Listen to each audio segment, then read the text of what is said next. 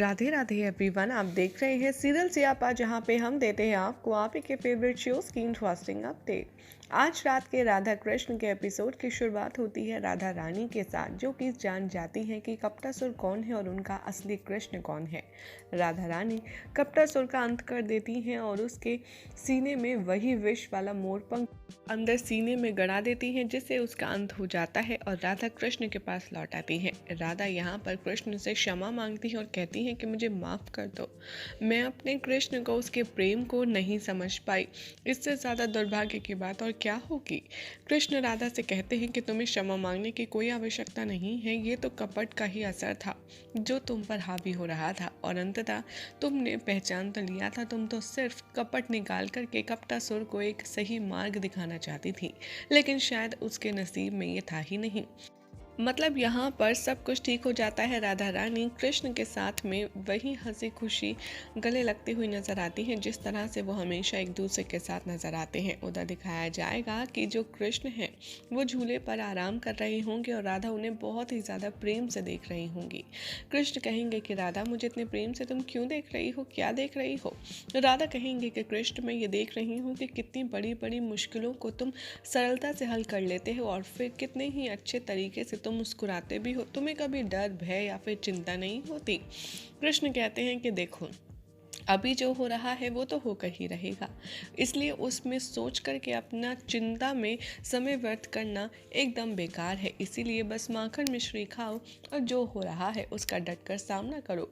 यहाँ पर कृष्ण और राधा बात कर ही रहे होते हैं कि ढेर सारी गोपियाँ आ जाती हैं और यहाँ पर राधा से कृष्ण कह ही रहे होते हैं कि राधा, तुम तो माखन मिश्री जैसी ही हो। राधा कहती है, सिर्फ माखन मिश्री खाने की बात है या फिर तुम उसका भोग भी लगाना चाहते हो। कृष्ण कहते हैं, तुम्हारे हाथ से बना भोजन तो मेरे लिए हमेशा तृप्ति कर देने वाला साधन होता है, मैं भला क्यों मना करूँगा।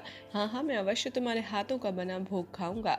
तभी वहाँ पर गोपियाँ जो आती हैं वो ढेर सारा भोग लेकर आती हैं और कहती हैं कि देखो कृष्ण, हम आपके लिए दूध, दही, माखन, खीर सब ले आए हैं, अब आप इसको खाइए और हमारा निमंत्रण स्वीकार कीजिए। कृष्ण कहते हैं, आप सबका निमंत्रण में को समझा नहीं।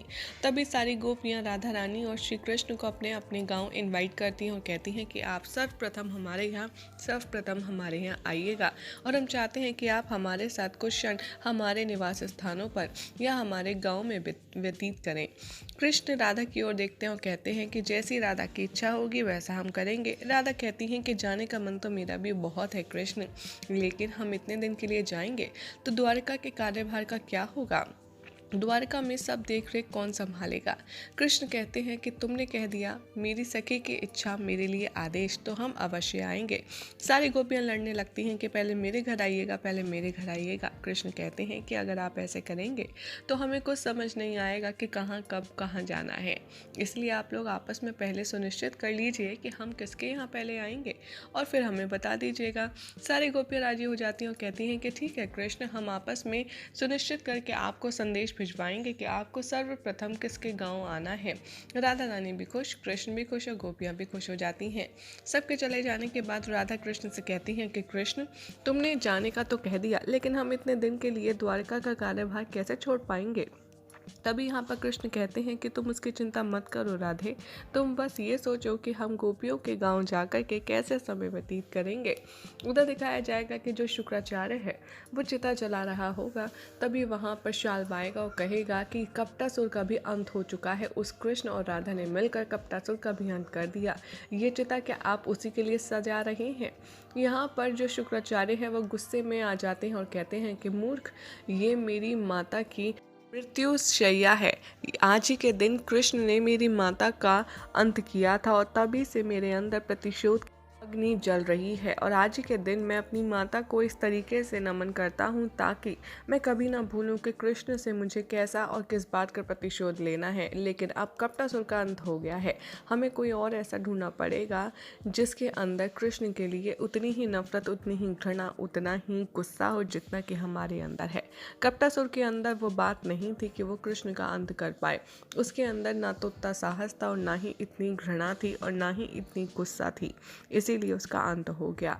अब हमें कुछ भी करके किसी ऐसे का ढूंढना होगा जो कृष्ण से हमारे समान ही नफरत करता हो। कपटासुर कहता है कि ऐसा पॉसिबल हो पाएगा? आप ही बताइए, ऐसा व्यक्ति हमें कहाँ मिलेगा? यहाँ पर कपटासुर को बताते हुए नजर आते हैं शुक्राचार्य एक नए असुर विधुरथ के बारे में है, जो कि महादेव का भक्त होता है और वो काफ़ी टाइम से महादेव की तपस्या कर रहा होता है ताकि वो उसे वरदान दे। और जो विधुरथ है वो पुराना दुश्मन होता है श्री कृष्ण का। उसके बारे में शुक्राचार्य यहाँ शाल्व को जानकारी देते हुए नजर आते हैं। उधर दिखाया जाएगा कि कैलाश में माता पार्वती बहुत खुश होती हैं कृष्ण और राधा के पुनः मिलन के बाद। महादेव कहते हैं कि देखा गौरी, मैंने तुमसे कहा था ना, ये आराध्य की लीला है, जो वो चाहेंगे होगा वही, इसलिए तुम फालतू में ही इतनी चिंता कर रही थी। अब चलो, मुझे भी मेरे कर्म करने का समय आ गया है। माता पार्वती कहती हैं मतलब? यहाँ पर महादेव कहते हैं कि विधुरथ, उसको मुझे वरदान देने जाना ही होगा, क्योंकि श्री कृष्ण के गोपियों के गांव जाने का जो कार्य पूर्ण करना है। यहाँ पर गौरी माँ को कुछ भी समझ नहीं आता है। वो महादेव से पूछने की कोशिश करती हैं, लेकिन महादेव उन्हें वही गोल मोल घुमा देते हैं और कहते हैं कि तुम बस देखती जाओ, बहुत ही कुछ अद्भुत और विशेष होने वाला है। गौरी कहती है कि ये तो आप ही जाने और आपके प्रभु ही जाने, आप दोनों की बातें आप दोनों के ही समझ आती हैं, हमारी तो समझ से परे हैं, ना ही आप हमें कुछ बताते और ना ही हम कुछ समझ सकते हैं। यहाँ पर दोनों के बीच में हंसी मजाक होता है। जहाँ पर जैसे हस्बैंड वाइफ के बीच में नोक झोंक होती है, वही आपको महादेव और गौरी माँ के बीच में देखने के लिए मिलेगी।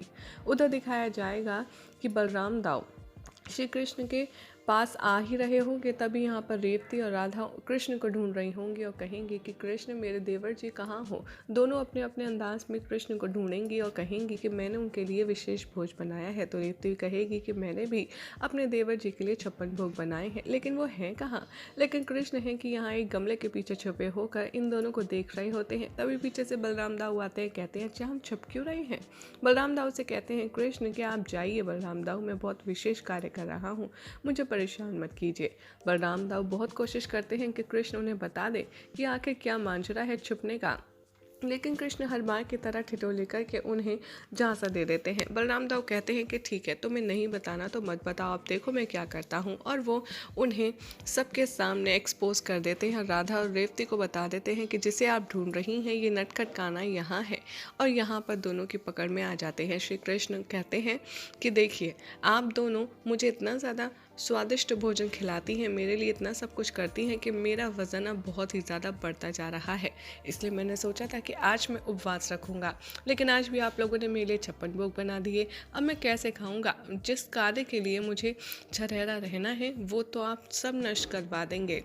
बलराम दाऊ कहते हैं कि हाँ, तुम्हें मेरी तरह लड़ाई कुश्ती खेलनी चाहिए। कृष्ण, तुम कौन से छरहरे बदन की बात कर रही हो? यहाँ पर राधा को बताते हुए नजर आते हैं कि दरअसल मुझे युक्ति की कला सीखनी है और मैं युक्ति का ही यहाँ योद्धा हूँ, इसीलिए मेरे बदन को छरहरा रहना बहुत ही ज़्यादा आवश्यक है और इसके लिए मैं कम खाऊंगा। लेकिन राधा रानी और श्री कृष्ण के बीच में फिर से नोकझोंक हो जाती है क्यूट वाली, और राधा यहाँ कसम दे देती हैं कि तुम नहीं खाओगे तो मैं भी नहीं खाऊंगी। फिर कृष्ण को खाना पड़ता है मजबूरी में और वो तृप्त हो जाते हैं और राधा रानी उन्हें देखकर बहुत ही ज़्यादा प्रसन्न हो जाती हैं। इधर महादेव खुश होकर के जो विदुरथ है उसे उसका वरदान दे देंगे और वो कृष्ण से बदला लेने के लिए सज्ज हो जाएगा। ही हो जाएगा आज रात के एपिसोड का एंड, जिसके बाद कल क्या होगा आपको बताएंगे नेक्स्ट रिपोर्ट में। ऐसी मज़ेदार अपडेट्स के लिए चैनल को सब्सक्राइब करें, वीडियो को लाइक शेयर करना ना भूलें।